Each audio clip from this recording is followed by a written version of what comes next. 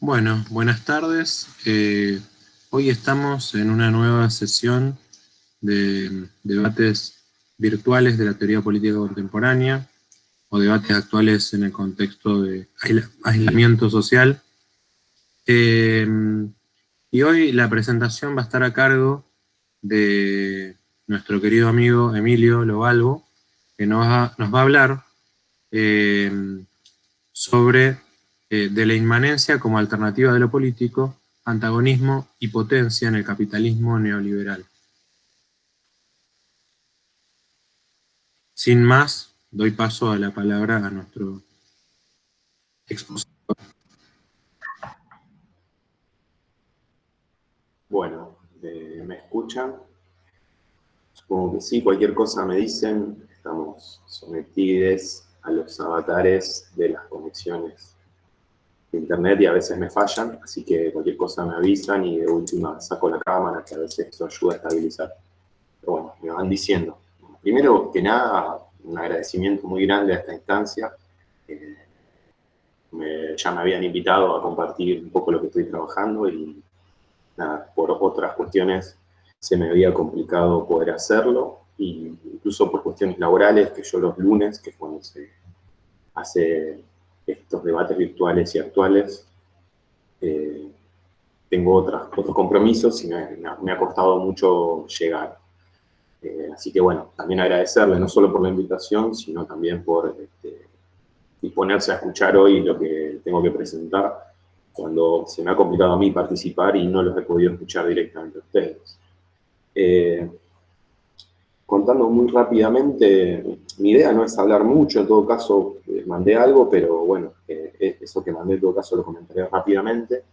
Trataré de plantear un poco el esquema de lo que estoy haciendo y, por supuesto, toda duda, crítica, cuestión, observación me viene muy bien en el marco de la estructura de esto. Eh, Creo que casi todos saben, pero bueno, si no, esto que presenté es parte de una investigación de larguísimo aliento, que tiene el marco formal de una tesis doctoral, pero que por cuestiones de mi propia biografía se han ido estirando, dilatando, interrumpiendo, resignificando.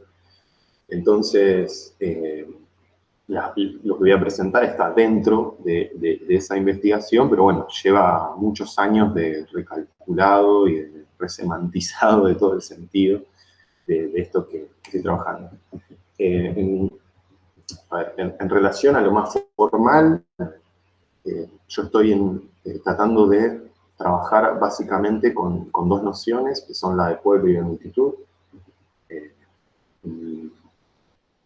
Yo las trabajo, pueblo en términos de la Cló, vamos a decirlo rápido, multitud en términos de Hart y Negri, y yo las trabajo de manera, vamos a decir rápidamente, comparativa. Ahora, la idea del problema de investigación que estoy planteando no tiene que ver con decidir por una u otra, como creo que es el tenor que generalmente aparece, ¿no? Como, bueno, la multitud vendría a decir aquello que el pueblo no puede concebir como política, o viceversa, el pueblo vendría a ser una suerte de crítica de la multitud. Por supuesto, eso es una tensión que está en la tesis y es uno de los problemas de la tesis, pero más que pueblo o multitud, digamos, la tesis intenta algo así como pueblo y multitud, ¿no? En términos de los objetivos que tiene esta investigación, bueno, o sea, por un lado, me parece que ambas figuras, yo las tomo como figuras del antagonismo. Digamos, ese sería como el modo de centrar el debate o el tratamiento de ambas nociones. A mí me parece que ambas figuras, por un lado, plantean una suerte de radicalización del concepto de lo político, que cuestión que me interesa mucho, que toma como referencia estratégica los procesos de lucha en el capitalismo neoliberal, sería el vector contemporáneo de la discusión, pero a la vez estas dos figuras señalan ciertas limitaciones a la perspectiva clasista del marxismo para pensar los antagonismos actuales. También a la vez, estas figuras, a diferencia de otras problematizaciones sobre la subjetividad, me parece que apuestan claramente por organizar un campo de antagonismos heterogéneos, ¿no? La constitución del común, la articulación de lo popular, me parece que en la idea de multitud y en la de pueblo buscan no solo problematizar el campo heterogéneo, sino también de alguna manera organizarlo, ¿no? Ahí también hay un vector estratégico. Y por último, digamos, como última cuestión, estaría la idea de que ambas nociones permitirían interrogarnos por las potencialidades de una alternativa política democrática y a su vez en clave emancipatoria, o sí, vamos a dejarlo hoy en clave emancipatoria, a lo que sería el devenir neoliberal del mundo.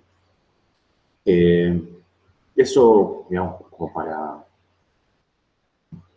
para situar, digamos, el gran esquema dentro del cual están estas preguntas. Obviamente yo, de todo esto, mandé, sería como una parte que estaría más ligada a la cuestión de la multitud, y es decir, sacando toda la cuestión de la comparación con el pueblo, que no, ni la voy a mencionar más que como límite de lo que estoy presentando. Y bueno, o sea, lo que trabajo, más o menos, para decirlo rápidamente, tiene que ver con poder anudar, junto a esta noción de multitud, digamos, una ontología que tendría que ver con esta cuestión de la inmanencia, una ontología política, como es la de Negri, y a la vez esta pregunta por una alternativa de lo político, que podría decir una pregunta por lo político en el capitalismo neoliberal, que a la vez es la búsqueda por una racionalidad de lo político alternativa vamos a decirlo así, al capitalismo neoliberal. Después todas estas cosas pueden ser precisadas, o no. En ese sentido, lo que yo mandé, como les decía, está más situado en la propuesta de Negri. Pero antes de ir a la cuestión puntual de lo que presenté, me gustaría decir que, bueno, que esta cuestión de la racionalidad de lo político también me interesa porque es algo en lo que coinciden Laclau y Negri, ¿no? Ambos insisten en una cesura de lo moderno hacia lo posmoderno, en un umbral, que Negri es biopolítico también, que a la vez intenta, de alguna manera, heredar al marxismo. No solamente criticarlo, sino heredar, en términos de Derrida, podríamos decir, una herencia, ¿no? Cribar entre aquellos espíritus de Marx, cribar algunos. Y bueno, no es menor que en esta herencia reaparezca una pregunta por la racionalidad de lo político, que es lo que a mí me interesa, y que bueno, en Negri claramente es una racionalidad biopolítica, vamos a decirlo así. A mí me interesa la multitud porque digo, me parece que propone una figuración del antagonismo radical. Y cuando digo radical, básicamente la pienso en términos de postdialéctica. Escuché que me llegó un mensaje.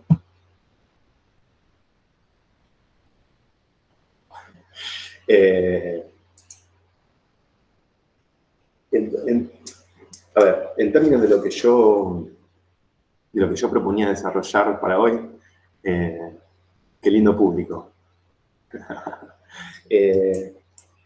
Nada, lo que primero planteaba es cómo se da esta figuración de la multitud, o esta figuración multitudinaria del antagonismo, cómo se da en términos ontológicos. Eso es lo que yo compartía como de la inmanencia como alternativa de lo político.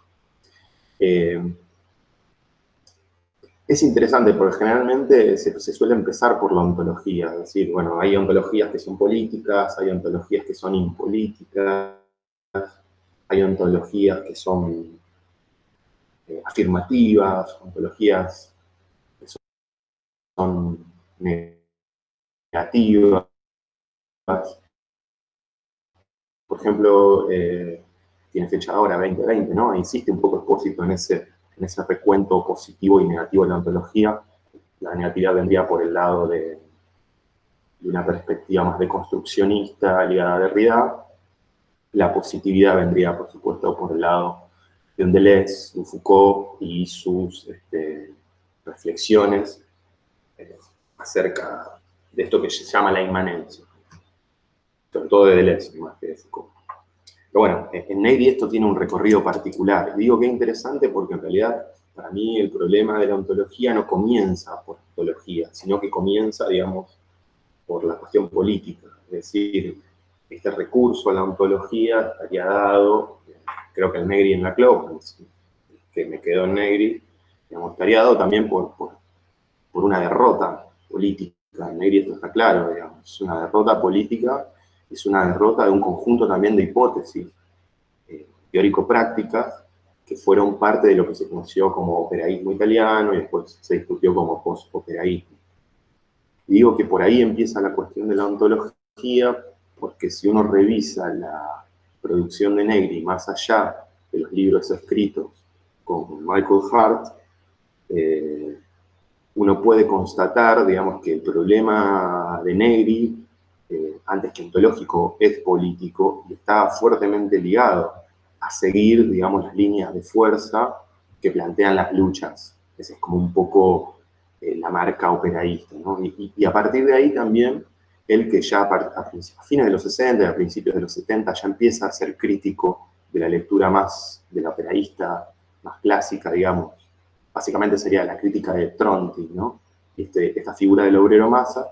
Ya a partir de los 70 empieza a tratar de plantear una suerte de actualización del diagnóstico operaísta que va, por un lado, a la crítica de la figura del obrero masa, que es el obrero masificado, es el del boom italiano de la posguerra, ¿no? Que para el operaísmo es el boom del fordismo. Entonces, el operario masa, el fordismo, las políticas de desarrollo, un Estado planificador, son como un diagnóstico del operaísmo que Negri ya a partir de los 70 empieza a criticar. Bueno, entre otras cosas, sucede la crisis del patronoro, sucede la crisis del 70, que son las crisis que Negri a posteriori va a reconocer como las crisis que permiten discernir el umbral del imperio y lo que va a llamar la multitud. Pero en ese momento, digamos, antes de los 90, Negri va a trabajar con una figura un poco más gaseosa, que es la del obrero social, donde se va a plantear una reconceptualización del antagonismo. Esto es una herencia, ¿no?, que después la multitud va a renombrar. Pero en esa discusión, digamos, acerca del antagonismo en un capitalismo no fordista, o post-fordista, decirlo mejor, todavía no hay ningún viso de la ontología en Negri.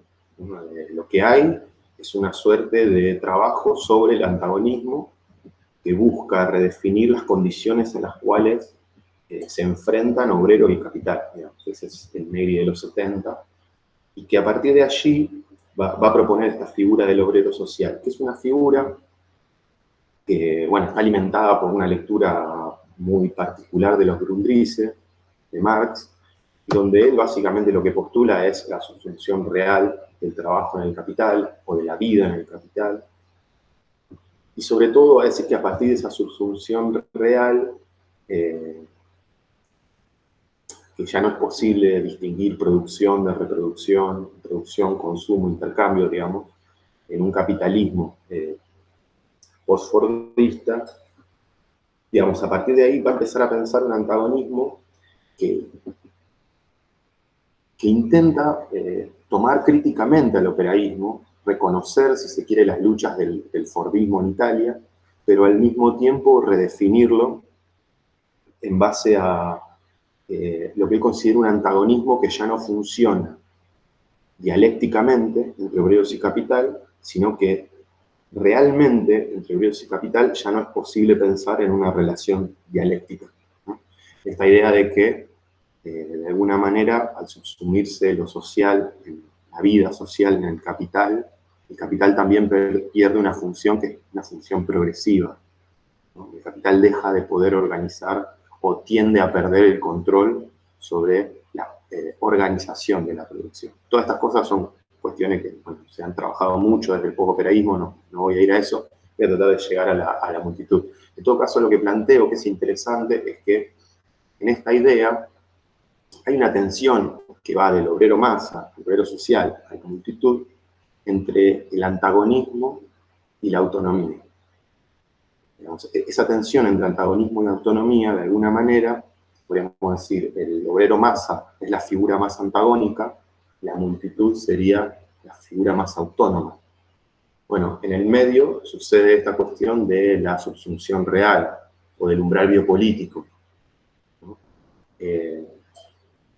Ese obrero social que queda en el medio de estas dos figuras termina un poco queriendo decir las dos cosas, es decir, queriendo ser una figura antagónica, y en esos términos aún dialéctica, digamos, que eso es importante, digamos, como el antagonismo tiene una pretensión dialéctica aún, y al mismo tiempo es la prefiguración o el anuncio de una suerte de enfrentamiento que deja de ser dialéctico con el capital, que presupone un fuera del capital, y que paulatinamente va a ser alimentado con esta noción de autonomía.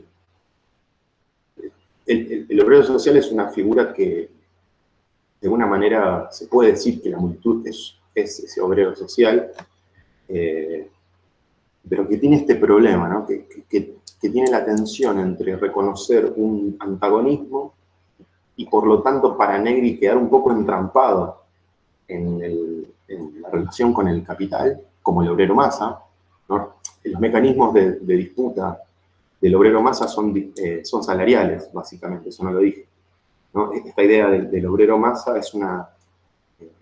Tronti tiene una frase, Mario Tronti tiene una frase que es que a los obreros no les interesa luchar por el socialismo, les interesa disputar por el salario, ¿no?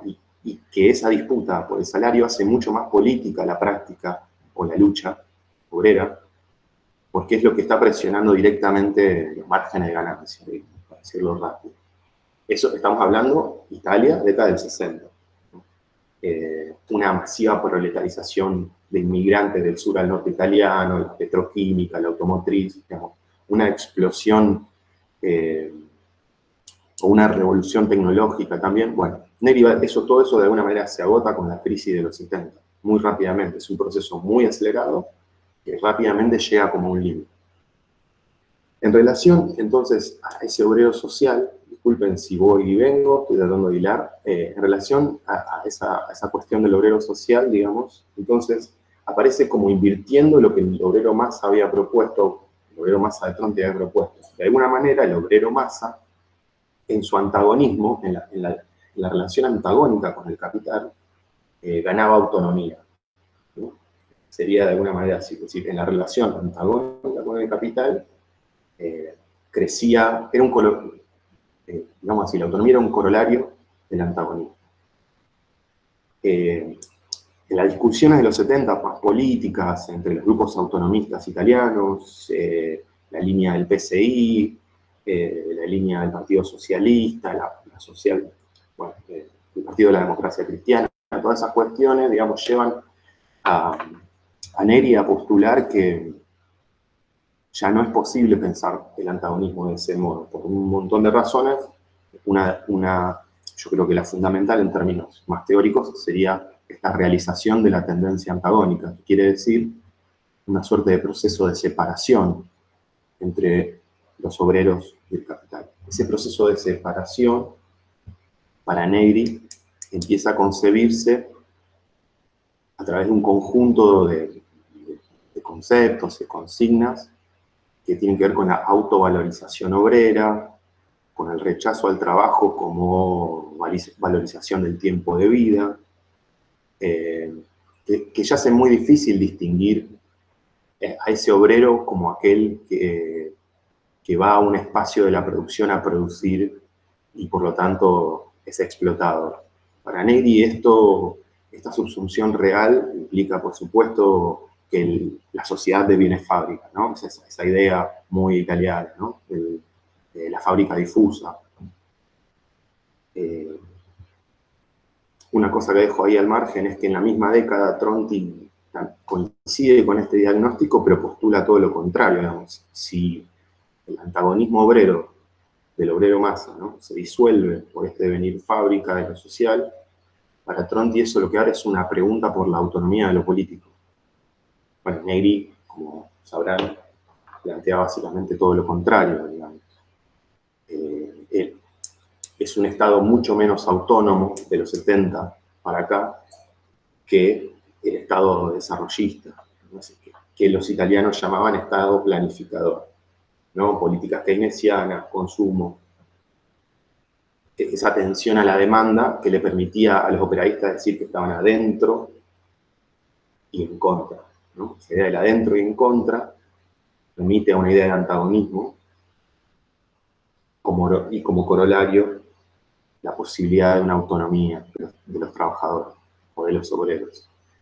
Y todo eso que tambalea con el obrero social, de alguna manera lo lleva a Negri a empezar a pensar estas cuestiones de la autonomía. Obviamente los movimientos autonómicos de Italia en los 70 le sirven como expresión. O sea, en los 70 primero aparece el feminismo, que rompe todo, digamos, que en ese momento no se le reconoce el impacto que tiene sobre las discusiones, pero hoy a posteriori, incluso creo que Negri dice algo así como digamos, la figura más la referencia práctica más cercana a este obrero social sería el movimiento de mujeres, lo cual, no dice movimiento de mujeres, dice el movimiento feminista, ¿no?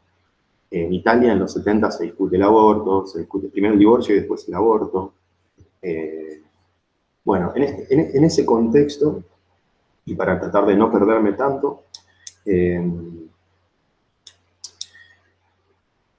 Negri empieza como a pensar esta cuestión de cómo pensar un antagonismo posdialécticamente, ¿no? O sea, cómo pensar un antagonismo no dialéctico. Y uno puede decir, bueno, la respuesta es la autonomía. Sin embargo, en la noción de obrero social hay una suerte de eternización del antagonismo, porque de alguna manera quedan los obreros por un lado, el capital por el otro, perdida las funciones progresivas del capital y ante la insistencia de Negri en la autovalorización obrera, en la satisfacción de las necesidades, parece haber una suerte de imposibilidad de mediación, que es lo que le interesa a Negri mostrar en ese momento, ¿no? Y una suerte de, bueno, justo me suena el teléfono, una suerte de, esperen que apague el teléfono porque si no, no puedo.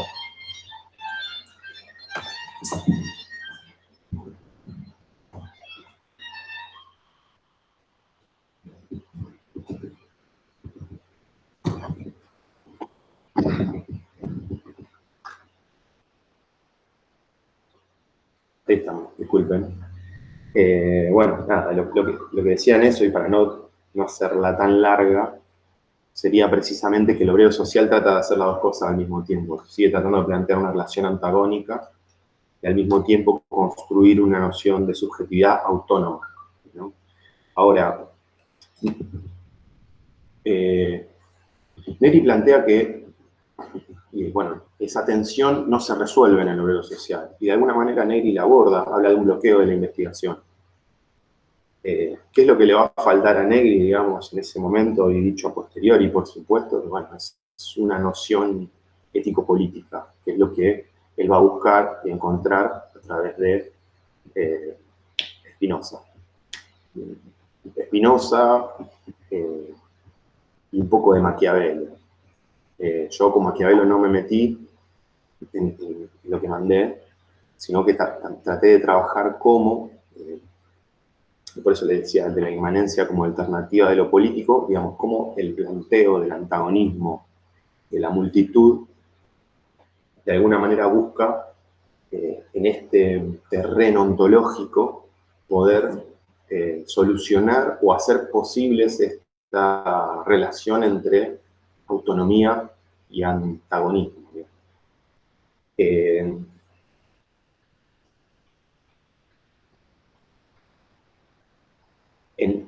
si no bueno, creo que han leído Imperio y más o menos Multitud, así que saben que, digamos, que ahí está explicitado, digamos, de alguna manera, cuáles serían las relaciones entre la inmanencia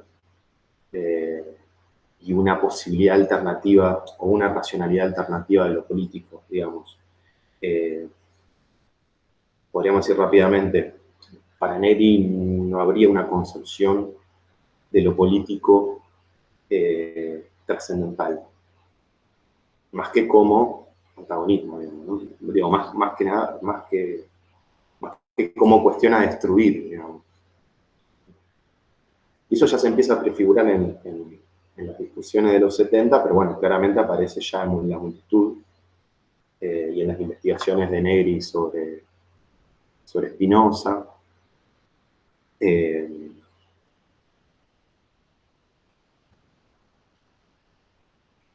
Como una posibilidad de redefinir el horizonte de lo político, un horizonte no trascendental. Eso también hay que explicarlo, pero no sé si va a llegar. Esto se abre para todos lados. En todo caso, lo importante es eso, ¿no? O sea, este anudamiento entre ontología y política permitiría o estaría implicado en una concepción, para Negri, no trascendental de lo político, y por lo tanto en la posibilidad de hacer de la multitud un antagonismo no dialéctico. Por eso las dos nociones, para decirlo muy rápido, las dos nociones que recoge de Spinoza serían básicamente la noción de inmanencia y la noción de potencia. No sé si están familiarizados con la lectura de Negri sobre Spinoza, es una lectura que ya tiene sus años, desde los 80. Negri la escribe en la cárcel, la cual estaba detenido por todas estas dinámicas propias de los 70 que habíamos comentado antes. Recuerden que a Negri lo acusan de ser el autor, uno de los autores intelectuales del secuestro y asesinato de Aldo Moro, y termina en Cana, después se exilia en Francia. Pero antes de exiliarse, y estando en la cárcel todavía, escribe La anomalía salvaje, que es, digamos, un texto salvaje. Yo en estos años, estos últimos 3, 4 años, me he dedicado un poco a leer a Spinoza, el cual me apasiona, y digamos, la lectura de Negri es muy provocadora, casi roza la pura invención, y al mismo tiempo tiene una fuerza que ha sido reconocida incluso por aquellos que no comparten sus hipótesis políticas o que encuentran sus hipótesis centrales discutibles, ¿no? No sé, pienso en un Diego Tatián. Diego Tatián, que considera que esta idea de la multitud y de la política de la inmanencia configuran un Spinoza un tanto salvaje, que es lo que diría Negri, ¿no? Pero bueno, en todo caso, para avanzar,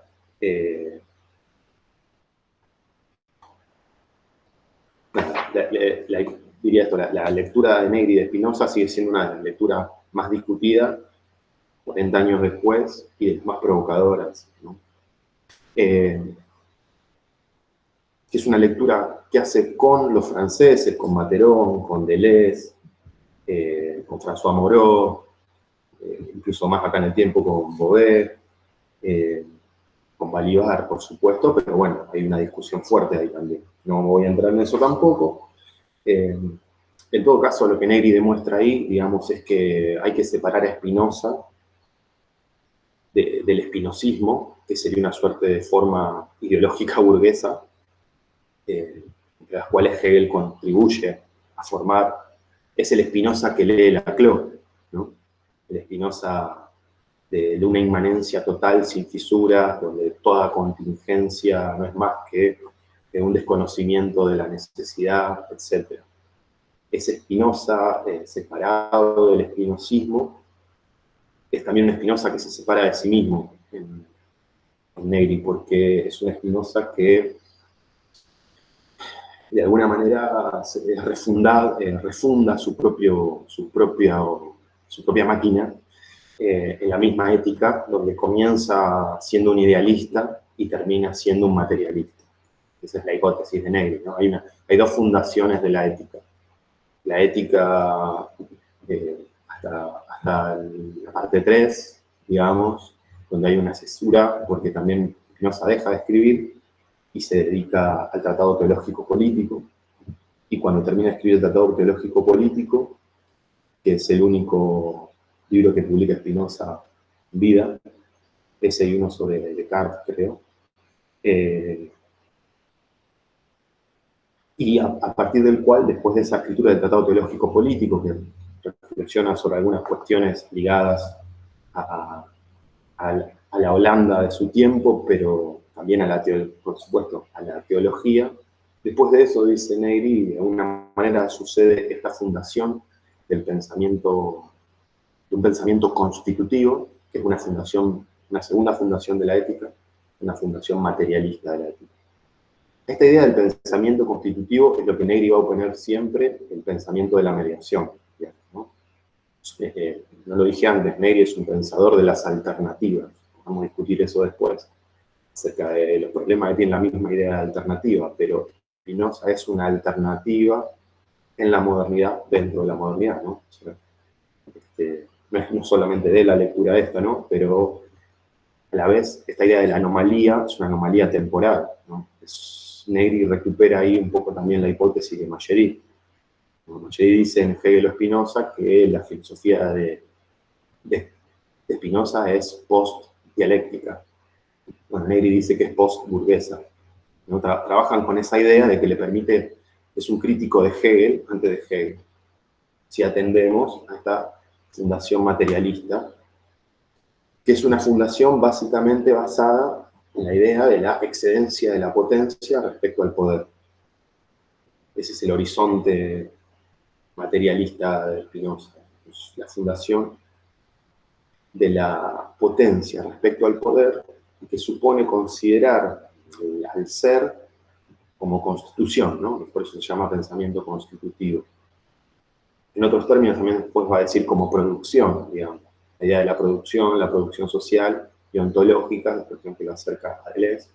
Pero bueno, hasta ahí esta primera cuestión. Entonces, la primera cuestión ahí de Spinoza o con Spinoza sería el horizonte de la potencia que le permite concebir una alternativa a lo que él va a llamar el pensamiento de la mediación y la lógica dialéctica, que por supuesto es un pensamiento del poder, ¿no? La potencia versus el poder. Esta es la alternativa otra vez. Esta potencia que siempre excede al poder. En ese sentido, digamos, y lo digo ahora porque si no me lo voy a olvidar, y veo que puedo hablar 5 horas sobre esto, así que tratar de decir todo lo más importante ya. En ese sentido, digamos, me parece que ahí está una de las cuestiones que le permite a Negri salir del atolladero del antagonismo y la autonomía.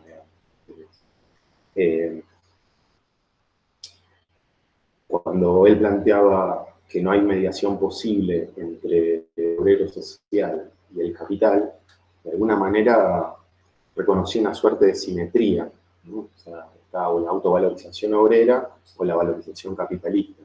La idea de la potencia excediendo al poder te permite reforzar esta cuestión de la autonomía y hacer del poder reactividad, digamos, pura. Reactividad, bueno, en el Imperio esto va a aparecer cuando piensa el capital, por supuesto también, ¿no? Es la idea del vampiro, la idea de la captura, ¿no? lo dice, el imperio no produce nada vital ni ontológico, ¿no? La base metafísica de nuestra realidad está en las capacidades productivas de la multitud. Eso lo puede plantear en términos ontológicos pensando en esa excedencia de la potencia respecto al poder.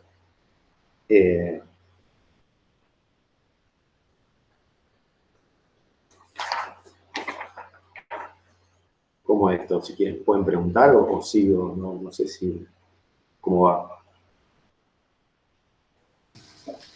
No sé si querés tratar de dedicar unos minutos para una conclusión o querés que te preguntemos, no sé, eso depende de...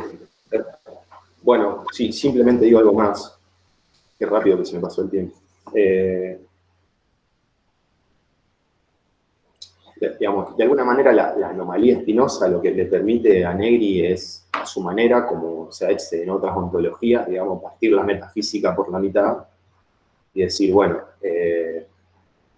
Hobbes, Descartes, Hobbes, Locke, Rousseau, Hegel, son parte de este horizonte trascendental propio del poder. En términos de una discusión ya desde la teoría política, que además él considera la vía fundamental para entender el relato ontológico de la narración, digamos, metafísica de la modernidad, él lo considera la forma más clara, trabajarlo a través de las discusiones de la filosofía política.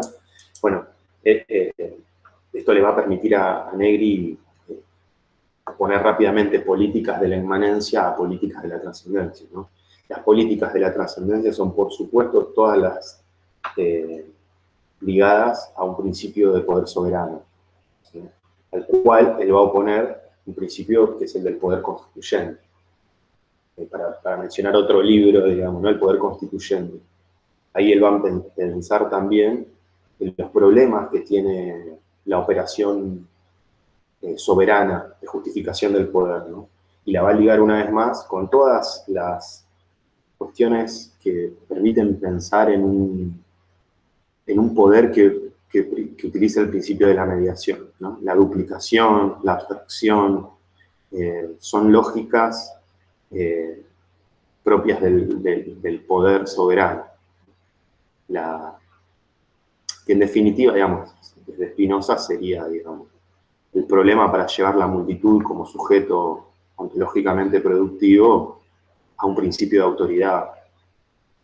Y se dibuja toda una problemática bien de la teoría política moderna que tiene que ver con la relación entre subjetividad y sujeción. La dificultad para inscribir la multitud como un sujeto que pueda ser fundado soberanamente. Eso es lo que desarrolla, me parece, Negri.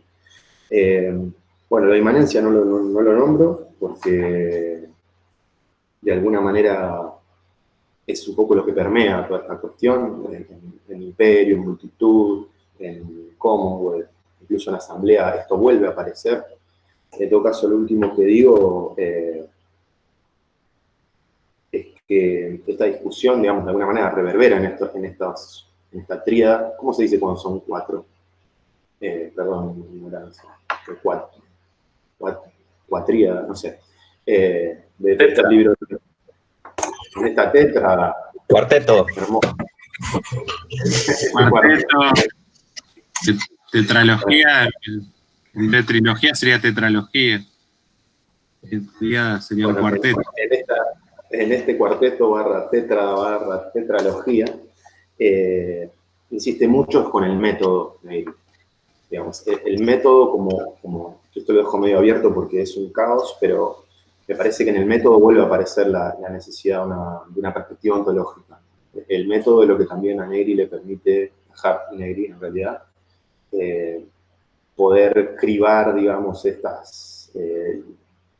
las relaciones de fuerza que se dan en el imperio y no quedarnos de alguna manera con la negatividad de esas luchas, ¿no? Que es lo que dice él, ¿no?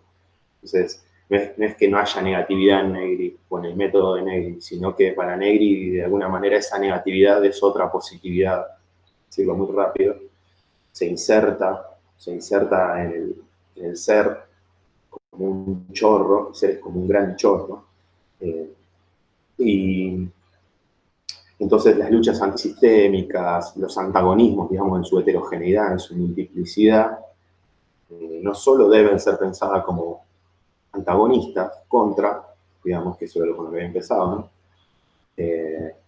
Sino también en la base, ellos dicen así, la base ontológica de la cual, que es su premisa, ¿no? Que es las capacidades de innovación, creativas, productivas, que bueno, después la van a encontrar específicamente en el trabajo inmaterial, más allá de eso, yo quedándome con la cuestión más política, ¿no? En ese método que permite de alguna manera atraccionar lo negativo del antagonismo en esa positividad que vendría a plantear la multitud como forma de producción autónoma, digamos. En ese sentido también hay una discusión sobre el poder, obviamente, ¿no? O sea, la idea de la autonomía, de alguna manera, es esta racionalidad de lo político post-trascendental, post-dialéctica. Para hacer autonomía uno debe concebir, o para producir autonomía uno debe concebir que hay algo, no solo algo más que el poder, sino algo distinto del poder. Esta mención capaz que no tiene tanta claridad, digamos, yo estoy pensando un poco también en comparación con la Laclau, ¿no? Donde el poder es uno solo, no son tan problemáticas estas cuestiones. Para Hart y Negri, y para Negri antes, la realidad está del lado de la potencia, por supuesto, no del poder. Y lo que, nada, pues lo dejo ahí, pero digamos, incluso hay unas críticas a Deleuze por el modo en que concibe el acontecimiento y el devenir, pero bueno, creo que al menos comenté un poco de todo. Disculpen lo desorganizado y espero sus críticas, comentarios, preguntas, que me van a venir muy bien para ordenar este quilombo. Gracias. Bueno, gracias, Emi, por tu exposición. Acá veo todos haciendo ok. Parecen ricos, ok. No sé si alguien tiene una pregunta. ¿Quién quiere disparar primero? Yo una duda, ya que estamos, simple para arrancar nada más. Nada, primero que nada, Emi, qué bueno escucharte. O sea, qué bueno que te hayas sumado a la jornada de debates. Qué bueno escucharte y saber dónde están tus preguntas. Me quedé solamente me quedé con varias cuestiones, pero una que para aclarar, porque desde el desconocimiento, la tesis de la excedencia de la potencia respecto al poder, eso, o sea, yo conozco el Negri que conocemos les que hablamos nomás, como los clásicos de Negri, y no conozco su obra más temprana y menos, no sé, los textos sobre Spinoza. La tesis esta del exceso del exceso de la potencia sobre el poder, o la potencia como término positivo, digamos, frente al poder como ese término, digamos, clausurado, etcétera. Es una tesis del joven Negri, digamos, del Negri de los 70, porque en realidad yo la conozco como muy, muy deleuziana esa tesis, digamos, es parte de la lectura del Spinoza de Deleuze, o después incluso de la teoría política, si hubiese algo así, ¿no? Como una teoría política deleuziana. ¿De dónde viene eso en Negri?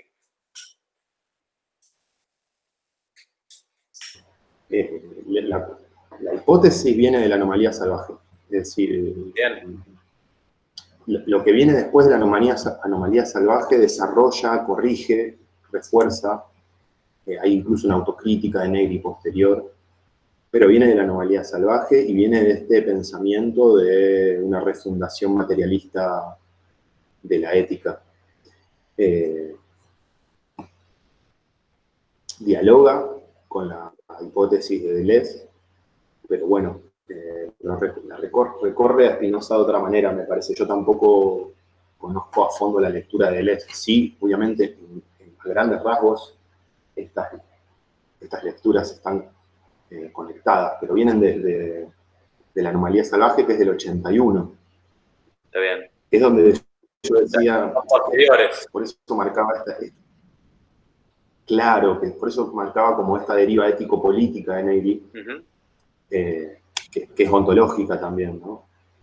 Que constata también cierta limitación de lo que había logrado hasta ese momento pensar como antagonismo a través del operaísmo, e incluso de la lectura de la Grundrisse. Aparece esta idea de la potencia como forma de darle materialidad también al proyecto de la multitud. Porque también aparece la vida de la multitud, que es espinosismo también. No sé si con eso más... Y ya que está ahí, ya que aparece la multitud, otra pregunta también. A mí me interesan esos cruces, claramente, ¿no? Porque además creo que para mí la potencia del diagnóstico operaísta, y de hecho ahí tenía otra pregunta más, ahora que me acuerdo, creo que como que distinguís claramente entre operaísmo y algo que vendría después.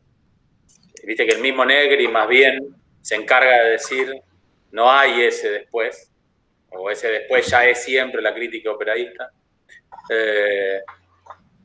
A mí me parece como en Deleuze aparece no citado todo el tiempo Negri, o aparece citado muy pocas veces, como diagnóstico sobre transformaciones de la organización del trabajo, o, digamos, ¿no? De la subsunción real. Sí. La tesis esta está todo el tiempo en Deleuze, y no está explicitada siempre que es negriana o operaísta, digamos.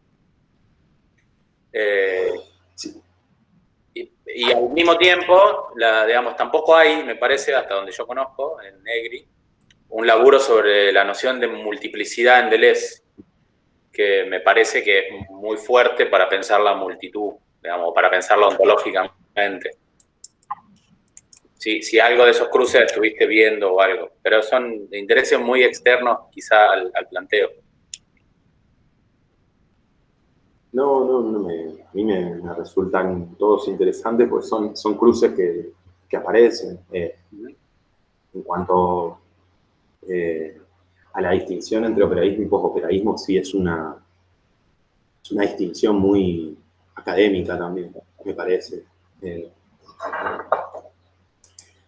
Es política en Italia, me parece también. Es decir, donde hay toda una discusión ahí que Negri tiene una conferencia ahí donde dice ¿qué es el posoperaísmo? Yo soy operaísta de que existe el operaísmo. Y se burla de aquellos que le dicen posoperaísta cuando abandonaron el operaísmo en la década del 60. Entonces Negri dice, esto no es posoperaísmo, esto es una actualización del método. Hay una reescritura propia de Negri de lo que él mismo había dicho en los 70, o sea, no importa. Pero en cuanto a esa cuestión, operaísmo, posoperaísmo,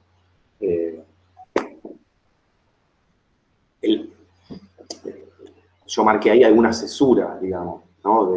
Ya el obrero masa. O sea, el operaísmo es está muy ligado al fordismo. Entonces, de hecho, lo que se recupera y lo que el mismo Negri recupera como, más allá de la etiqueta, digamos, como valioso de la producción de los italianos, es el diagnóstico sobre la mutación del trabajo. Ahí estaría un poco la herencia. Que es un poco la primera hipótesis de Tronti, ¿no? Tronti dice, entendemos siempre al desarrollo primero y a las luchas como una contestación a ese desarrollo capitalista. Si hay que empezar al revés, hay que empezar a pensar lo que se llama la primacía de las luchas. Incluso no hay estrategia desarrollista posible si no hay una lucha. Un poco la clave de lo que ellos consideran entre el Estado planificador, la fuerza de trabajo fordista, digamos, y el proyecto desarrollista es como esa capacidad que tenía el desarrollismo para incluir la demanda salarial y la disputa política como motor. Digamos. Por eso las figuras posteriores insisten en la ruptura de ese proyecto. Y incluso Negri, y esto lo digo porque también algunos andan laburando por ahí, incluso Negri habla de un Estado fascista. O sea, en los 70, digamos, al out of joint entre entre luchas y Estado, digamos, porque el desarrollismo, como les decía, de alguna manera contribuía o calculaba la lucha salarial del obrero masa, ese abandono progresivo de las funciones de planificación por parte del Estado es un abandono que va hacia la violencia, no solamente al ajuste o a la austeridad, sino también al ejercicio de la violencia. Porque a partir de que no hay fordismo, hay crisis. Digamos. El terreno es un terreno crítico, digamos. Y lo último que digo, no sé si te respondí a mí, pero lo otro es la multiplicidad, sí, totalmente. De hecho, esta hipótesis de la primacía de la potencia sobre el poder o el exceso no puede considerarse también sin discutir la unicidad del poder. Y en ese sentido están dialogando mucho con Guattari también, ¿no? La producción de subjetividad. Ahora no recuerdo el texto de Guattari de los 70, pero es, digamos, donde no se trata tampoco de oponer unicidad y multiplicidad, ¿no?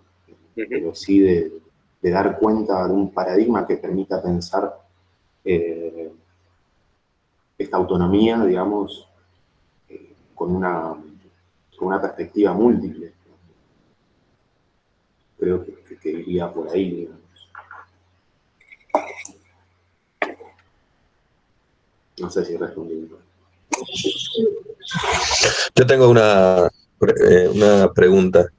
No, muy interesante, Emilio.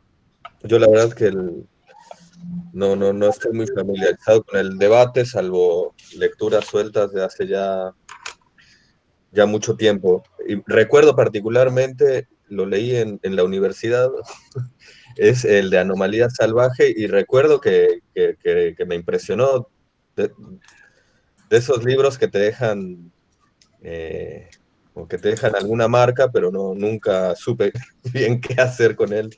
De hecho, hace unos años lo volví a conseguir y lo tengo ahí envuelto todavía como para volverle una releída, porque me acuerdo que sin saber quién era Negri, sin saber de estos debates, cuando lo leí, es realmente salvaje, como el título, como lo has descrito.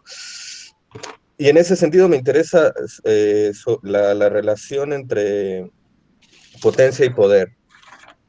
En términos de organización, es decir, no solo ahí hay dos ontologías políticas, sino también, acorde a estas ontologías políticas, dos formas políticas diferentes, dos formas políticas de organización. Es decir, el esquema clásico, moderno, que va a poder, representación, soberanía, Estado, pueblo, ¿no? Como sostén, como legitimación de esa soberanía, representación, Estado. Y del otro lado tienes potencia. Y ahí la pregunta es, ¿hay alguna explicitación o alguna búsqueda, algunas proyecciones sobre qué tipo de organización / forma política podría surgir teniendo como principio, como principio activo ya no el poder, sino la potencia?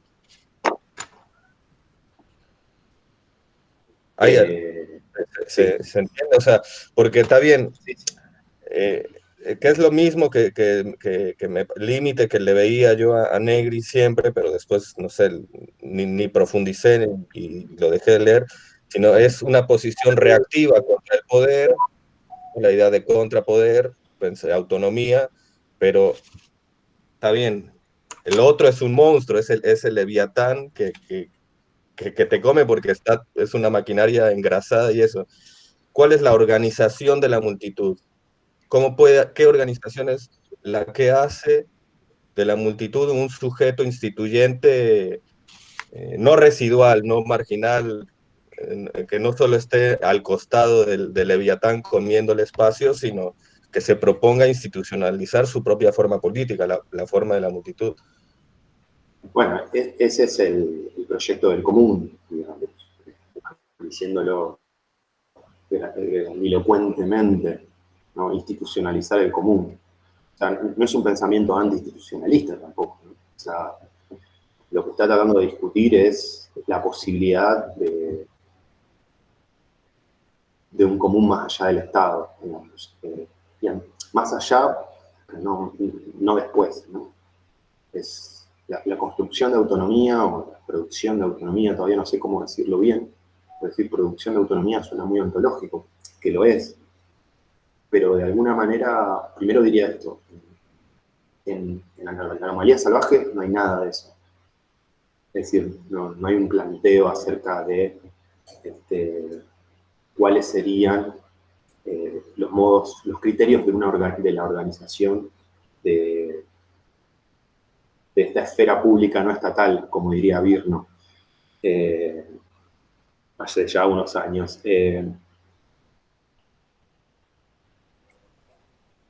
A ver, la potencia no es reactiva, o sea, no es un contrapoder. Eso es bien operaísta, ¿no? O sea, el poder está siempre siendo reactivo a la potencia. Es una cuestión ontológica, pero también es una cuestión estratégica para poder pensar, digamos, los avatares de nuestras sociedades neoliberales. Creo que Negri, más que pensar cuáles serían las instituciones, lo que propone es tratar de reforzar y mapear, reforzar y articular a su manera. Articular es una palabra compleja, pero podríamos decir articular. Experiencias existentes. A ver, muy europea también, ¿no? Nosotros tenemos otra historia. Hay algunas limitaciones ahí que las hemos discutido millones de veces acerca de, ahí lo veo a Lemmy festejando. Entonces, ese Estado no es un Estado ahistórico universal, ¿no?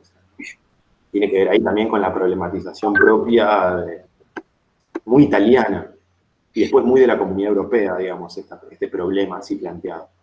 Yo creo que ahí hay una dificultad de lo que estoy intentando hacer, porque también requiere algunos ajustes de coordenadas. Pero sí es verdad, digamos, que lo que Negri constata es como la disolución también de aquello que llamamos ese leviatán. La misma hipótesis de imperio es eso, ¿no? O sea, no es que no hay más Estado-nación, pero sí que la soberanía ya no está anclada en esas unidades territoriales, esto que se llamaba la realización de la tendencia antagónica entre el capital y el trabajo, bueno, de alguna manera está planteada como pista para poder pensar en este espacio autónomo de producción de instituciones, de subjetividad, de valores, etc. Y iba a decir algo más y se me fue. Acá me voy a volver. Pero, ya que estás, Emi, y justo que lo tiraste, ese punto que a mí también me interesa mucho, ¿has trabajado la lectura de Latinoamérica de Negri? Digo, global, el texto que escriben con Giuseppe Coco, porque es muy loco el uso de esas nociones como desarrollismo, estado planificador, que vos hace un rato las introducías respecto a la Italia, digo, cuando leen eso en la historia de América Latina, ¿no? Que es problemática la lectura, por lo menos. No sé qué opinas vos. Sí, es problemático, eso lo opino también. Ahí hay eso estoy de acuerdo, digamos.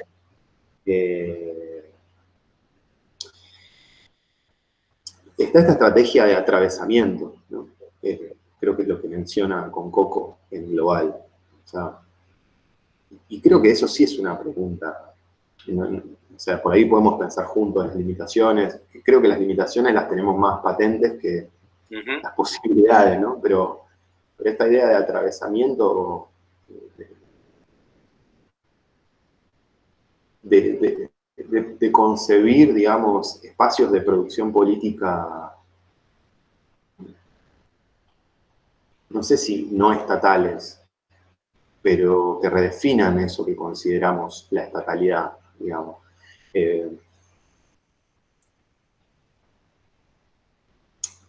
sea, de algún punto de vista también me parece que se sostiene también el diagnóstico, digamos, tiene su aferramiento a lo real. Esta cuestión de pensar en que la racionalidad estatal en un contexto como el capitalismo neoliberal muestra grandes dificultades también para afirmarse. Es decir, no es solamente que la multitud debería ser capaz de crear algo más que el Estado. También hay un proceso de destrucción de esa realidad estatal. Yo creo que a grandes rasgos, para pensar un poco, digamos, hay una impotencia estatal, por así decirlo. Hay una impotencia estatal, que no quiere decir que hablar de Estado sea siempre hablar de poder. Para recuperar lo que decía antes, ¿no? Yo creo que incluso Negri está un poco más precavido de hacer esas afirmaciones. Pero bueno, también reconoce en organizaciones que no son estatales, mujeres, desocupados, ¿no? Esos ejemplos que aparecen, ¿no? Trabajadores en negro, la economía popular, digamos, lo que él llama una racionalidad biopolítica. Y que de alguna manera apuesta por la invención que se da en esos espacios. No sé, a mí el otro día lo hablaba con Matías, a mí me sorprende mucho la fuerza que tiene hoy la perspectiva feminista para mapear en la coyuntura, ¿no? Para poder trabajar con cierta velocidad los problemas que a veces parecen gigantes, caóticos, y sin embargo a mí me llama mucho la atención la velocidad con que los movimientos feministas y las producciones teóricas que vienen de ahí, cómo pueden rápidamente mapear, organizar, problematizar, conectar. Y yo creo que ahí estaría digamos, si lo llevamos a esta discusión, está una de las potencialidades, ¿no? de llevar las preguntas teórico-políticas a imbricarse con las prácticas de los sujetos en lucha. Me parece que ahí hay no sé si es o los movimientos o el Estado, digamos, la cuestión. Sino, digamos, saber que en los movimientos está habiendo una creatividad teórico-política también, que les permite pensar a una velocidad y permite desmontar también algunas antinomias en las que estamos un poco atrapados, algunos como yo, voy a hablar por ustedes. Pero creo que Neri también, sí. En global, por ejemplo, está atrapado todavía en esas antinomias, si querés o no. Sí, sí, sí.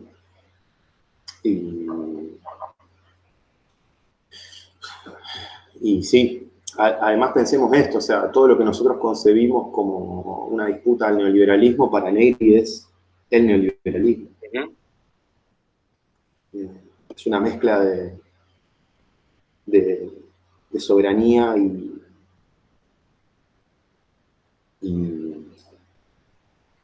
una revitalización del Estado que no es capaz de plantear el antagonismo en la radicalidad que se merece.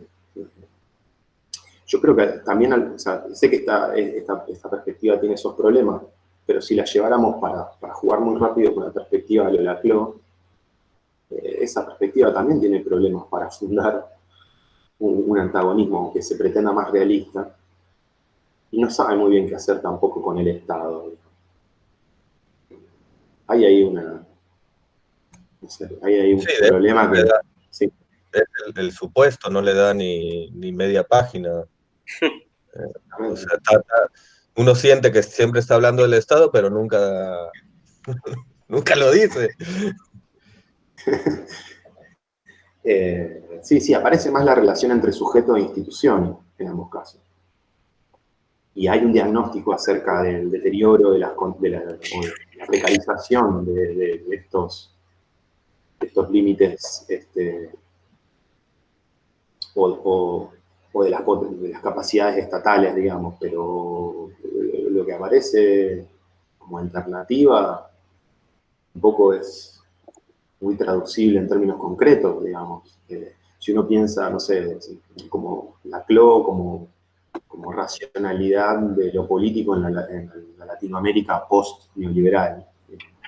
O sea, sabemos cómo estamos, cómo terminó. Creo que esos problemas quedaron abiertos.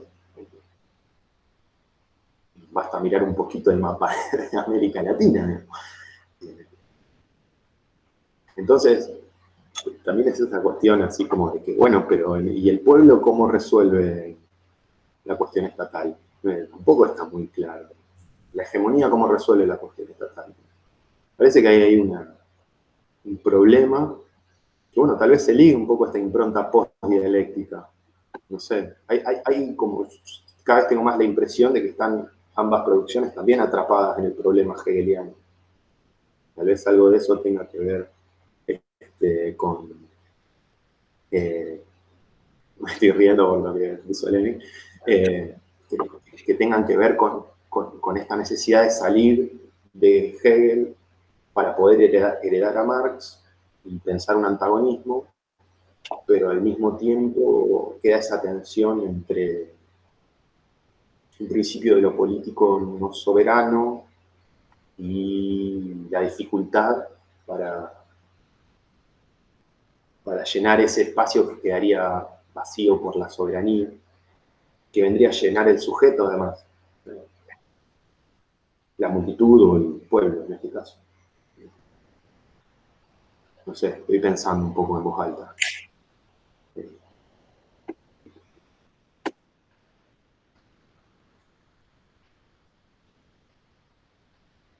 ¿Mati? No, yo la verdad que es como que no sé bien qué preguntarte porque, no sé, por un lado, escuchando tu exposición, pensaba, ¿no? Cuánto de, digamos, como en todo este pensamiento de la inmanencia, no dialéctico, eh, a su vez, hay como una carga de dualismo siempre presente, que es como si ese dualismo no pasara necesariamente por dos fuerzas, el estilo maniqueo, como dos fuerzas potentes que se contraponen, sino como una especie de plenitud ontológica de la fuerza que produce en el ser, o del ser como producción, y una serie eh, de fuerzas reactivas, diríamos en términos deleuzianos, pero que no tienen sustancia ontológica, que no son, digamos, ¿no? O sea, como que esta idea de como que lo negativo es negativo por carencia de ser, ¿no? Porque, no sé si no estoy muy claro hoy para explicar lo que quiero decir, pero es como que hay como una mezcla entre argumento ontológico, posición ético-política y, y moralista en un punto, que me resulta como que por ahí no, moralista no es la palabra, ¿no? Pero es como, pensaba, digo, ¿por qué la contraposición entre potencia y poder, ¿no? O sea, desde dónde se puede enunciar esa contraposición entre un poder como captura y una potencia como producción, ¿no? Y en ese sentido, también en tu propio recorrido, digamos, de pensar la contraposición Laclau negro, y digo, bueno, ahí también quizá Laclau tiene algo interesante en esa disputa, en el sentido de decir, bueno, ojo, porque en realidad no hay la contraposición entre potencia y poder. Hay poderes contrapuestos en todo caso, ¿no? O sea, la idea de que todas estas teorías como no sé, por ejemplo, la crítica que le hace Laclau a Rancière, ¿no? O sea, la idea de que se puede separar lo que es política y lo que es policía. Digo, como si la policía no fuese política. Bueno, todas estas visiones por ahí muy que terminan como de alguna manera afirmando que hay una verdadera política que no es la de este mundo, o que es la que está siempre en el lugar de la resistencia o de la... depende de las teorías, ¿no? O sea, puede estar el lugar de la resistencia, el lugar de, de la revolución. Pero, pero digamos, me parece, no sé, como que hoy escuchándote es como que me generan más dudas esta posición que tienen Hardt y Negri, eh, o Negri en este caso, ¿no? De pensar siempre en esta pura afirmatividad, pura productividad del ser, ¿no? Es como que esta idea de una potencia constituyente que se traduce en poder constituyente, y que cualquier forma de poder constituido es un problema, porque por un lado está el problema de la institucionalización o de la institución de lo común, pero por otro lado está la idea de que cualquier poder constituido también es funcional a una soberanía. Entonces es como que a veces también, a mí que me gusta mucho, digamos, la perspectiva de estos autores, también es como que en los últimos tiempos me genera mucho ruido, y ahí aparece también el problema del Estado que ustedes mencionaron recién, o sea, porque también, bueno, cuando Emi te preguntaba sobre la lectura de América Latina, también está el problema de cómo juega ahí el Estado, por ejemplo, en Bolivia, cuando, bueno, Negri va y participa, y de esas conferencias con García Linera. Bueno, es todo un tema ahí, ¿no? Cómo pensar esta relación entre multitud, Estado, sociedad abigarrada, podríamos decir. Porque lo de Negri está más pensado, uno tiene la sensación desde cierta lógica de la tendencia del capitalismo y del trabajo inmaterial, del trabajo cognitivo, si bien él habla de producción biopolítica, que es mucho más amplio que eso. No sé, creo que hizo una ensalada, más que una pregunta, pero no sé si de algo de todo eso, que esa ensalada te merece algún tipo de comentario o reflexión. Una cosa, gracias por la ensalada. No, una de las cosas que podría decir es este dualismo, digamos. Creo que es algo de lo que Negri quiere precisamente superar con la deriva esta ético-política. El dualismo para él era concebir obreros y capital, digamos, o obrero social y capital socializado, ¿no? Es el problema de cómo pensar el antagonismo en un terreno neoliberal para Negri. Ahora, ¿por qué digo esto? Porque en realidad no hay un dualismo, es un monismo, digamos, lo de Negri y Espinosa. La reactividad, a ver, entonces, por un lado esto, o sea, pues sería un dualismo, el monismo, y esta negatividad a la cual estaría asociada el poder, estaría inscrita como límite del ser, digamos, por decirlo así. Ahora, este límite nos señala negatividad, que es un poco a lo Laclau, ¿no? O sea, el límite que excluye, que parte el espacio, que no sé, este límite es apenas un indicador de las fuerzas ontológicas en un momento dado. El límite está para ser atravesado, digamos. La producción ontológica supone que el ser crece, se libera. Creo que también ahí está, o sea, ¿por qué, digamos, creo que toda esta cuestión, o sea, una palabra que no mencioné, ¿no? Pero es la emancipación. hay una apuesta ahí post-revolucionaria a lo mejor. El otro día estuve hojeando un poco el nuevo libro de Lazzarato, donde critica un poco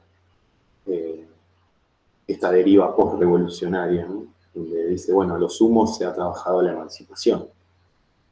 Pero él lo pone como una versión light de lo que debería ser pensado en términos revolucionarios nuevamente. Pero esto de que no hay dualismo tiene que ver entonces con esto que más que emancipación para Negri es liberación del ser, destrucción de la tristeza, dice también, en términos puramente ontológicos. Sí, la nada no es, ¿no? No hay un juego dialéctico. El ser se opone a la nada y lo atraviesa, el ser crece. Por eso dije antes un chorro, ¿no? Pero bueno, o sea, obviamente no podemos responder un problema político en términos simplemente ontológicos. Yo entiendo esa cuestión. Me parece que la pregunta está en cómo traducir esa, o cómo afirmar ese exceso de la potencia respecto a la nada, del poder, esa reactividad, digamos, en términos políticos. Por eso yo ahí mencionaba la cuestión de cómo el antagonismo dialoga con la autonomía, digamos. No deja de haber antagonismo, no deja de haber cierto dualismo, pero a la vez hay una apuesta a hacer crecer las propias fuerzas, digamos, de ese sujeto, que sería la multitud, por decirlo rápido. Qué sé yo. Después, puede parecer un poco totalizante decir que todo poder es soberano. Sí, son problemas del esquema de Negri y después de Jardinelli, pero me parece que hay una discusión acerca de a qué le llamamos política, de igual modo, que a lo Laclau se negocia de otra manera, pero que también requiere esa problematización ontológica. Que el poder no sea ontológicamente no quiere decir que no exista. Ahí hay una cuestión problemática. No es que el imperio no existe, ¿no? Sino que es incapaz de producir nada positivo, en términos de lo que nosotros nos interrogábamos recién, o sea, nada positivo, no produce valor, o sea que eso acá lo dejé un poco al costado, pero digamos, esto se complementa también incluso de la producción biopolítica con esto que Matías mencionaba, ¿no? De la mutación antropológica, de trabajo inmaterial, trabajo biopolítico, le llaman en algunos casos, del devenir social del trabajo, ¿no? que está asociada a esta pérdida de la función progresiva del capital, ¿no? En un terreno biopolítico, en un capitalismo neoliberal, digamos, no hay antagonismo, pero no hay dualismo ontológico. No sé si se entendió, traté más o menos de comentar un poco. Yo sumaría lo de Lemi. Me parece que, digamos, acusar de dualismo moralista o algo que es una posición política, me parece un exceso, Seidel, ¿eh? Decir que no está acá en la compañera dialéctica Espósito, digo, me parece que claro, si no nos anima. Claramente, ¿no? O sea, decir esto es poder, es impotencia, esto es potencia, es producción, es una posición política, digo, me parece que está, porque además no supone dualismo, porque a su vez el poder, digamos, está todo el tiempo siendo desbordado, digamos, o en todo caso, del imperio está siendo atravesado todo el tiempo. Digamos, porque en todo caso son modelo, trascendencia, etcétera, pero están siendo todo el tiempo, desbordados, digamos. Me parece que ahí es donde esa ontología productivista, espinosista, deleuziana, digamos, se ponen en funcionamiento y creo que quedan claros. Por eso vos decís, es un dualismo, pero no es maniqueo, digamos, porque evidentemente no hay dos fuerzas.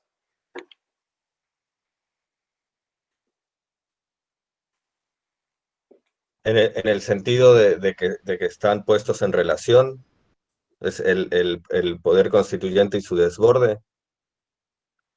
Sí, me parece que se cortó la primera parte, Adrián, de lo que decías. No, Yo simplemente desde acá, desde la tribuna, apoyaba. En el sentido digamos, porque es complicado, o sea,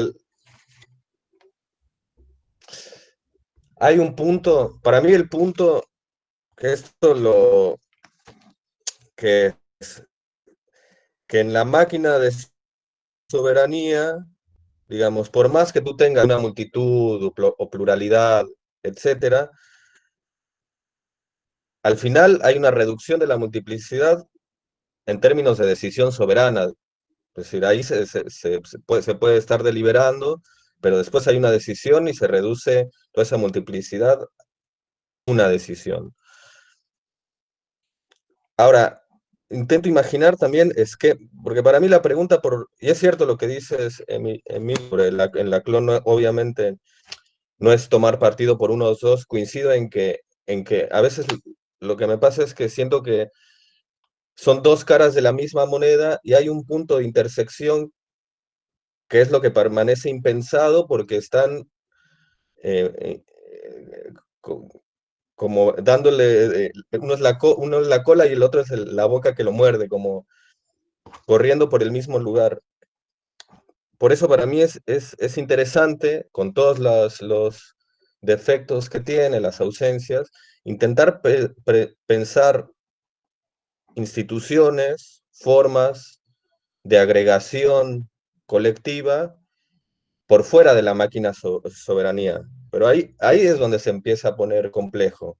Porque, por ejemplo, en la escuela de Padua, que conocen bien Emi y Matías, dirían, bueno, lo contrario de la soberanía es el gobierno, porque supone una pluralidad, ¿no? Es una instancia de mando. Una instancia de mando donde esa pluralidad siempre no desaparece en la decisión soberana. Pero ahí también ya tienes una instancia de mediación, aunque sea en la forma de gobierno. Entonces, una cosa es pensar formas de agregación colectiva por fuera de la reducción a lo uno de la máquina soberana, y otra cosa es decir toda mediación es soberanía. Ahí es donde me parece interesante pensar, justamente para mí el gran problema es si hay alguna manera de instituir esa potencia, o simplemente se trata de un dualismo en el cual el poder constituyente reacciona a lo instituido, pero ahí otra vez aparece la dialéctica, ¿no? Si tú me dices, ok, pensamos que la relación entre potencia y poder es en forma dialéctica, en la cual el exceso siempre mueve a la bestia para que no se achanche, bueno, ahí puedo entender otro tipo de relación, pero yo no sé si el error ahí está en eliminar el dualismo, en querer solucionar el dualismo y no pensar justamente en las tensiones de esas aporías que por otro lado son constitutivas de la modernidad. Por eso Hegel o Spinoza, a lo mejor la manera es pensar Hegel y Spinoza, aunque salga un monstruo. Bueno, yo también hice medio una ensalada, pero por eso me preguntaba.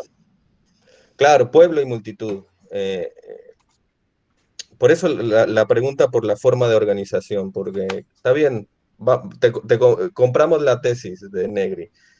¿Cómo nos organizamos? Tú dices, el feminismo, bueno, ¿Cómo solucionamos desde una lógica de la multitud el problema del aborto?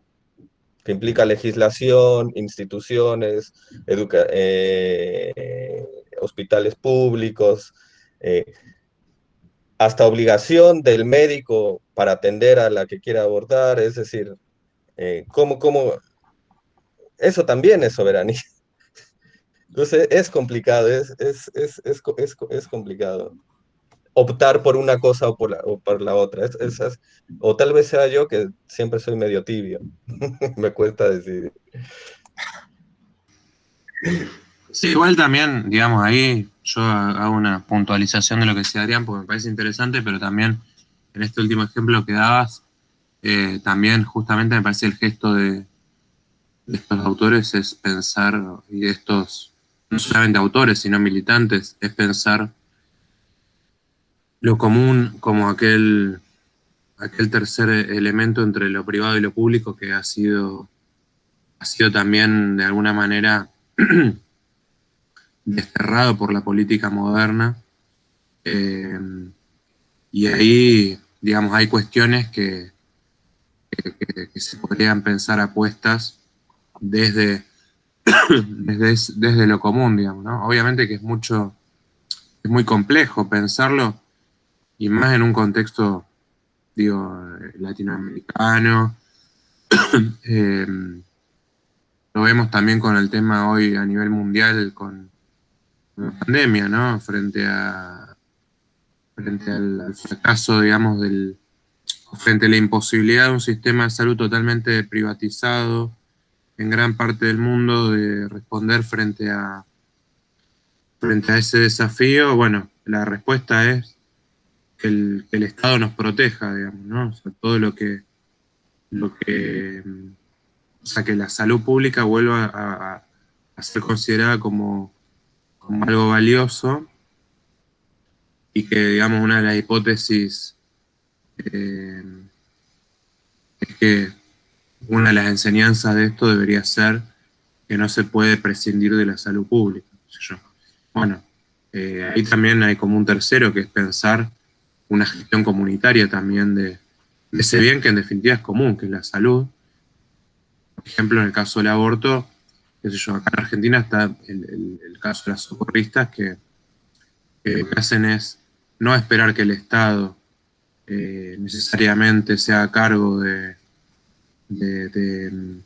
asegurar esa práctica, sino directamente tomarlas de manera colaborativa, producir... Sí, pero esa es una, perdón, pero ahí volvemos a los malos entendidos. A ver, el sistema de salud pública perfectamente puede ser un bien común resguardado por el Estado. Es decir, no todo lo público remite al Estado. Ahí es donde, para mí, el juego de identificaciones en el que cae Negri a veces, poder constituyente, Estado, soberanía, representación, toda la cadena completa, hay cosas que se han ido ganando, porque digamos, entre lo público y lo privado ya existen un montón de cosas, desde la propia modernidad. Digamos, el concepto de sociedad, como aparece, por ejemplo, en el socialismo del siglo XIX, es esa tercera cosa diferente al Estado y al individuo. Por otro lado, pensar, por ejemplo, en las socorristas como una práctica colaborativa, qué sé yo no las conozco, no he hablado con ellas, pero no, si el Estado fuera garante de esos derechos, posiblemente ellas preferirían estar en su casa haciendo otra cosa, no socorriendo gente, mujeres. Es decir, esa colaboración se da también porque no hay una ausencia de un garante de lo común. Eh, eh, Nada. Es que sí, yo creo que ahí, bueno, hay un...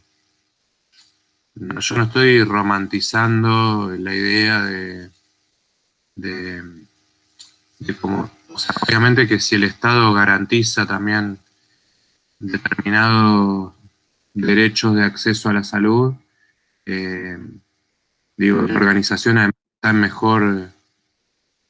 en mejor posición de poder brindar y garantizar que esa práctica sea segura, bueno, un montón de cuestiones, pero a la vez también conlleva que, bueno, no sé, todo un tipo de consultorías, un montón de, digamos, de cuestiones eh, que vienen en el paquete, digamos, que no necesariamente es el enfoque que le daría, digamos, esa institución pensada, digamos, colaborativamente, ¿no? O sea, desde el Estado siempre va a venir algún tipo de lógica de, bueno, está segura, ¿no? Como digo, mismo cuando uno ve las legislaciones en materia de interrupción voluntaria del embarazo, siempre está, hay como un montón de instancias que de alguna manera lo que buscan hacer es eh, como chequear muchas veces si esa persona realmente lo quiere hacer y de alguna manera eso supone un menor espacio de autonomía, ¿no? Este es un ejemplo nomás, digamos, se puede pensar en muchos otros casos, pero, pero nada, qué sé yo, igual, insisto, para mí justamente hay que pensar la articulación entre lo común y lo estatal, digo, pensar que no, yo creo que es un error contraponerlo de manera, eh, de manera, ¿cómo sería? Eh, tajante. Tan dicotómica, sí, tajante. Claro. Eh, Taxativo. y mucho más cuando justamente el problema que hemos tenido en las últimas décadas ha sido la privatización de todo eso que era público. Entonces, eh, digamos, poner como en la misma distancia lo común de lo público de lo privado, bueno, hay que ver en qué, ¿no? Hay que verlo en la práctica, también hay que verlo en las luchas, bueno, eh, pero me parece que también hay instituciones que pueden surgir de lo común que no son estatales y que pueden ser interesantes de, de pensar también y de ver cómo se van desarrollando. Pero bueno, ya casi siendo las 8 quisiera que Emi haga un cierre sobre Emi Lomalvo. No te asustes, Sachi. Eh, haga algún tipo de reflexión final, no sé, sobre todo esto que estuvimos diciendo. Bueno, sobre todo esto, no sé, pero nada, me quedo con un par de cosas. O sea, primero, o sea, es súper sintomático que lleguemos al Estado, ¿no? O sea, es algo que se repite y se repite. O sea, no podemos concebir las potencialidades de la multitud o el poder del pueblo que terminamos hablando del Estado. Digo, eso también y me pasa a mí también. O sea, las preguntas políticas. A mí lo que me preocupa es que este Estado, o sea, no me preocupa tanto la deriva, digamos, estatal de estos problemas, si es que puede tenerla, en términos de gestión de un común, o de un común eh, que pueda atravesar el Estado. Digamos. A mí lo que me preocupa es como que también lo estatal aparece como medio románticamente, como un valor político, digamos. De alguna manera parece que estamos,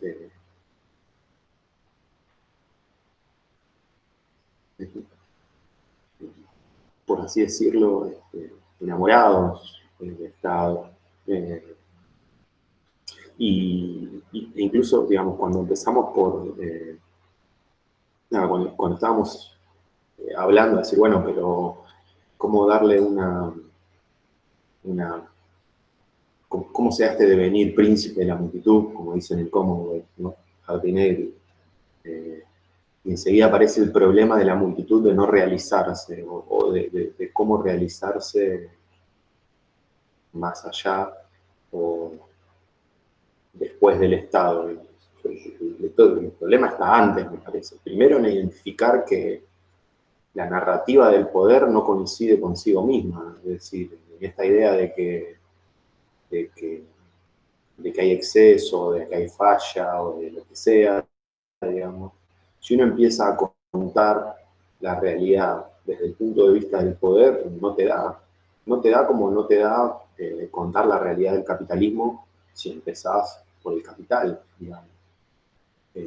Hay una simetría de Negri y de Hart, bueno, que vienen de este lado de la pata de las prácticas y de los valores, digamos. O sea, la sociedad se divide en esto de ser y no ser, o entre alegría y tristeza, entre creatividades y destrucciones.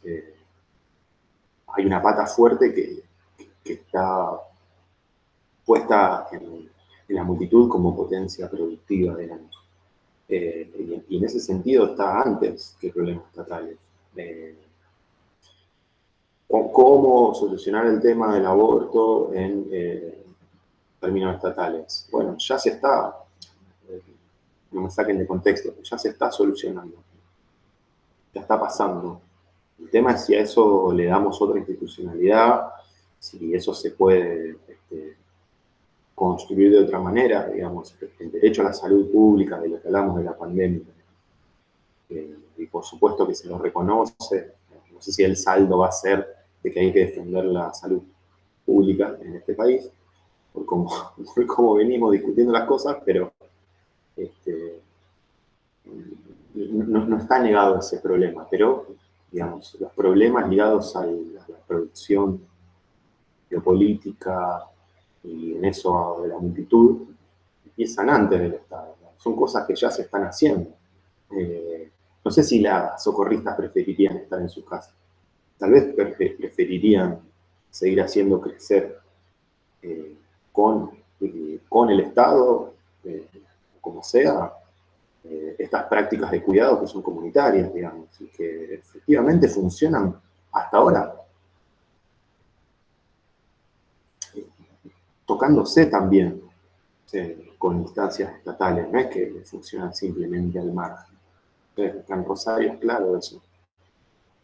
Como también han imbricado, han atravesado la institucionalidad, digamos, ¿no?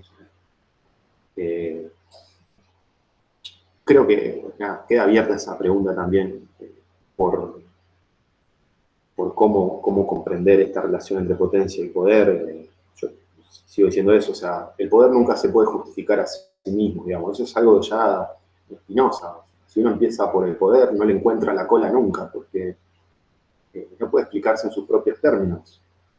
Siempre refiere la soberanía se propone como fundamento de algo que en realidad, ¿no?, es el sujeto, que es la multitud, y de alguna manera funciona como inversión.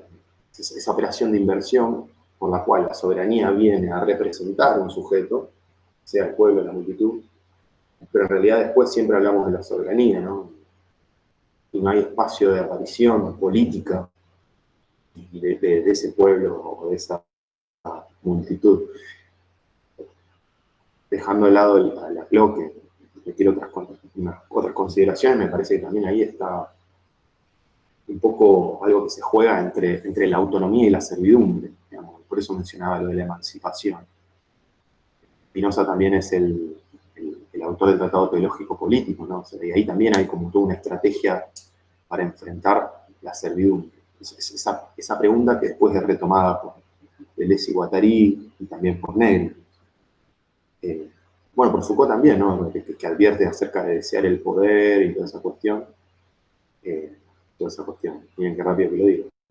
Pero que bueno, que refiere a esta excedencia de la potencia y a la creencia de que la política todavía, que vale la pena ser llamada política, será o no estatal, no sé, pero tiene que ser emancipatoria.